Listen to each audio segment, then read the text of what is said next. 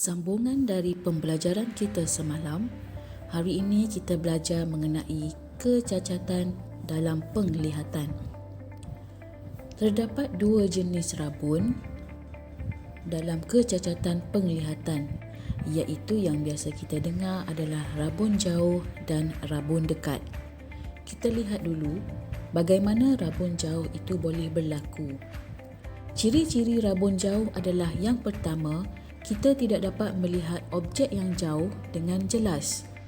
Objek jauh tersebut kelihatan kabur kerana imej difokuskan di hadapan retina. Hal ini mungkin disebabkan oleh kanta mata terlalu tebal atau bola mata yang terlalu panjang. Cuba anda lihat pada bahagian kanta mata. Dalam gambar rajah, kanta mata itu lebih tebal daripada saiz yang normal.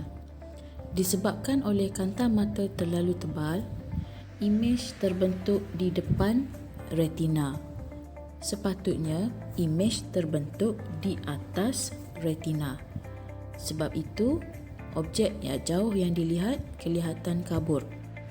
Faktor yang kedua adalah bola mata yang terlalu panjang.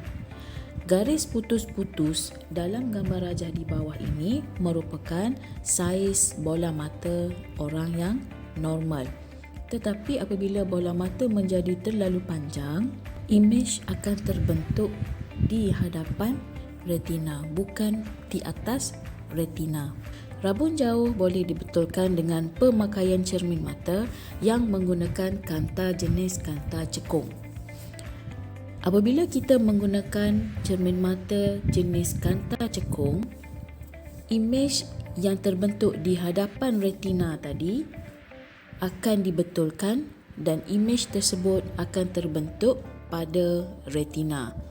Oleh itu, orang yang mengalami rabun jauh apabila memakai cermin mata kanta cekung, dia boleh melihat objek tersebut dengan lebih jelas. Ini adalah contoh kanta cekung dan anda boleh lihat apabila memakai cermin mata kanta cekung, imej akan terbentuk di atas retina.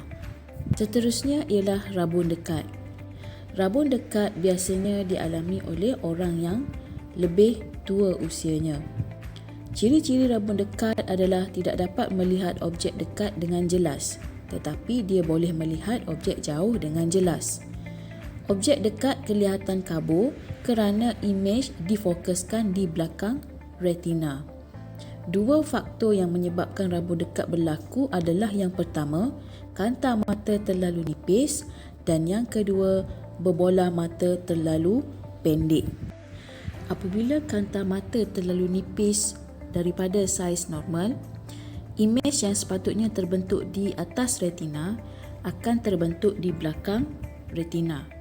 Dan faktor yang kedua, apabila berbola mata terlalu pendek, imej juga akan terbentuk di bahagian belakang retina. Rabun dekat dapat dibetulkan dengan memakai cermin mata jenis kanta cembung. Apabila memakai cermin mata jenis kanta cembung, imej yang terbentuk di belakang retina tadi akan dibetulkan balik dan imej akan terbentuk di atas retina. Maka orang yang mengalami rabun dekat akan dapat melihat objek dekat dengan lebih jelas. Ini adalah contoh kanta cembung dan ini orang yang mengalami rabun dekat apabila memakai cermin mata jenis kanta cembung, dia akan dapat melihat objek dekat itu dengan lebih jelas kerana imej sudah jatuh di atas retina. Satu lagi jenis kecacatan penglihatan adalah astigmatisma. Ciri-ciri astigmatisma ialah seseorang melihat sebahagian objek lebih jelas daripada bahagian yang lain. Hal ini disebabkan oleh permukaan lengkungan kornea ataupun kanta mata yang tidak sekata. Mari kita uji mata kita dengan melihat rajah 1.23. Adakah anda dapat melihat semua garisan dalam rajah dengan sama jelas ataupun anda hanya dapat melihat satu atau dua sahaja garisan dengan jelas manakala yang lain kabur. Jika itu berlaku, anda sebenarnya menghidap astigmatisma. Bagaimana cara untuk membetulkan kecacatan penglihatan astigmatisma? Ia boleh dibetulkan dengan penggunaan cermin mata jenis kanta silinder. Baiklah, ini adalah contoh penglihatan orang yang menghidap penyakit astigmatisma. Telinga kita merupakan organ deria untuk mengesan rangsangan bunyi. Namun, adakah telinga kita boleh mendengar jika bunyi itu terlalu perlahan atau bunyi itu terlalu kuat? Had deria pendengaran merupakan had keupayaan telinga untuk mendengar bunyi. Telinga kita juga mempunyai had deria pendengaran. Kita hanya boleh mendengar bunyi yang frekuensinya antara julat 20 Hz sehingga 20,000 Hz. Jika bunyi itu lebih rendah daripada 20 Hz, maka kita tidak boleh mendengar bunyi tersebut. Dan jika bunyi itu melebihi 20,000 Hz, maka telinga kita juga tidak boleh menerima bunyi yang terlalu kuat kerana ini boleh merosakkan telinga kita. Telinga kita tidak boleh mengesan bunyi yang berfrekuensi di luar daripada julat frekuensi yang saya sebutkan tadi. Julat frekuensi pendengaran seseorang individu adalah berbeza. Apabila usia seseorang semakin meningkat, julat frekuensi pendengarannya menjadi semakin kecil kerana gegendang telinganya menjadi kurang kenyal. Apabila kita semakin tua, frekuensi pendengaran ataupun had pendengaran kita semakin terhad. Ini kerana gegendang telinga kita sudah menjadi kurang kenyal. Maka sebab itulah kita selalu lihat orang tua tidak dapat dengar jika kita bercakap dengan suara yang lebih perlahan. Antara alat yang dicipta untuk mendengar bunyi yang terlalu perlahan adalah stetoskop. Stetoskop pertama yang dibuat daripada kayu telah dicipta oleh Rein Laennec di Hospital Necker Infant Malades Paris pada tahun 1816. Stetoskop membantu kita untuk mendengar denyutan jantung.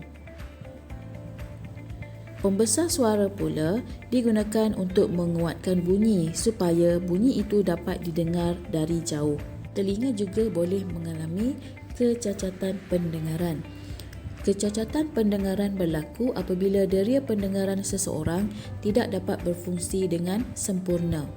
Kecacatan pendengaran lazimnya disebabkan oleh kerosakan telinga akibat jangkitan mikroorganisma, kecederaan, proses penuaan ataupun mendengar bunyi kuat yang berlarutan. Kerosakan pada bahagian telinga luar dan telinga tengah lazimnya mudah dibetulkan berbanding kerosakan pada bahagian telinga dalam. Antara faktor kecacatan pendengaran adalah sentiasa mendengar bunyi kuat yang berpanjangan, jangkitan pada bahagian dalam telinga dan faktor usia. Bagaimana cara untuk membetulkan kecacatan pendengaran? Gegendang telinga yang pecah dan rosak pada oksikel boleh dibetulkan dengan menggunakan ubat ataupun pembedahan. Manakala kerosakan pada bahagian telinga dalam pula lebih sukar untuk dibetulkan. Koklea yang rosak dapat dibetulkan dengan menggunakan implan koklea. Tetapi, jika saraf auditori yang rosak masih tidak dapat dibetulkan dengan menggunakan ubat ataupun dengan cara pembedahan. Ini adalah contoh implan koklea pada telinga bahagian dalam. Ini pula adalah contoh alat bantuan pendengaran yang digunakan oleh seseorang yang tidak dapat mendengar. Itu sahaja pembelajaran kita pada hari ini. Sekian, terima kasih.